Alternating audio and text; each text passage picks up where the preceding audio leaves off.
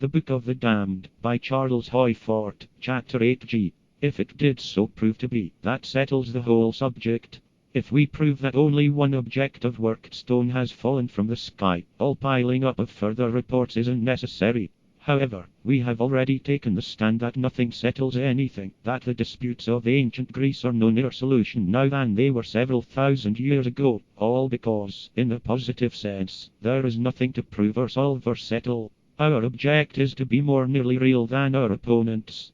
Wideness is an aspect of the universal. We go on widely. According to us, the fat man is nearer godliness than is the thin man. Eat, drink, and approximate to the positive absolute. Beware of negativeness, by which we mean indigestion. The vast majority of thunderstorms are described as axes, but Moynier, Law Nature, 1892 Volume 2 page 381, tells of one that was in his possession, said to have fallen at Guardia, Algeria, contrasting profoundment, pear-shaped, with the angular outlines of ordinary meteorites. The conventional explanation that it had been formed as a drop of molten matter from a larger body seems reasonable to me, but with less agreeableness I note its fall in a thunderstorm, the datum that turns the orthodox meteorologist pale with rage, or induces a slight elevation of his eyebrows, if you mention it to him. Moynier tells of another thunderstone, said to have fallen in North Africa. Moynier, too, is a little lamentable here. He quotes a soldier of experience that such objects fall most frequently in the deserts of Africa. Rather miscellaneous now. Thunderstone, said to have fallen in London, April 1876. Weight about 8 pounds. No particulars as to shape. Tim's Yearbook, 1877, page 246. Thunderbolt, said to have fallen at Cardiff, September 26, 1916. London Times, September 28, 1916. According to Nature, Volume 98, page 95, it was coincidence. Only a lightning flash had been seen. Stone that fell in a storm, near St. Albans, England.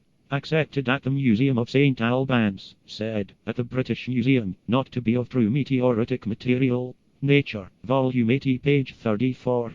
London Times, April 26, 1876. That, April 20, 1876, near Wolverhampton, fell a mass of meteoritic iron during a heavy fall of rain. An account of this phenomenon in Nature, Volume 14, page 272, by H.S. Maskelyne, who accepts it as authentic. Also, see Nature, Volume 13, page 531. For 3 other instances, see the Scientific American, Volume 47, page 194, Volume 52, page 83, Volume 68, page 325. As to edge shaped larger than could very well be called an axe. Nature, Volume 30, page 300. That, May 27, 1884, at Tysnes, Norway, a meteorite had fallen. That the turf was torn up at the spot where the object had been supposed to have fallen. That 2 days later a very peculiar stone was found nearby. The description is, in shape and size, very like a fourth part of a large Stilton cheese.